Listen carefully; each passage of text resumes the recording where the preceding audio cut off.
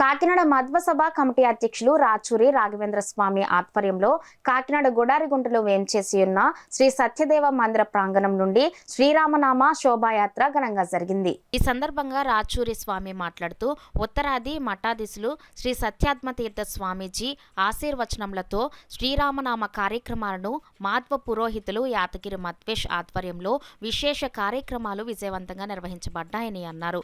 ఈ సందర్భంగా పురవీధులలో శ్రీరామనామ శోభాయాత్రను శ్రీరామనామ నినాదాలతో ఊరేగింపు నిర్వహించామని అన్నారు. తిరిగి త్రేతాయుగం నాటి శ్రీరామ వైభవాన్ని చూసే భాగ్యం మనందరికీ కలిగింది అని చెప్పారు. కార్యక్రమంలో వ్యాస రామమూర్తితో పాటు శోభాయాత్రలో పాల్గొన్న ప్రతి ఒక్కరికి శ్రీరామనామంతో కూడిన ప్రత్యేక కండువాను యాతగిరి మధ్వేష్ కప్పి అందరిని ఆశీర్వదించారు. ఈ కార్యక్రమంలో మధ్వసభ కమిటీ ఉపాధ్యక్షులు తాడూరి రంగారావు, కార్యదర్శి కోపెల్లె శేషగిరిరావు, కార్యవర్గ సభ్యులు రాచూరి శేషగిరిరావు, జాగీర్దార్ ప్రేమ్ కుమార్, ఉదయగిరి శేషగిరిరావు, టంకసాల సత్యనారాయణమూర్తి, ఓఎన్జీసీ మురళి శ్రీనివాసరావు, రాజమండ్రి వాస్తవ్యులు, ప్రముఖ న్యాయవాది జ్ఞాపతి రవీంద్ర, మధ్వసభ ఆచార్యులు పరశురామాచార్, దాస సాహిత్య కమిటీ ప్రతినిధి మనోజ్ఞ, వ్యాస రామమూర్తి, కాళ్ళూరి రవీంద్ర, బారు గోవింద్, పన్యాల నరసింహారావు, యాతగిరి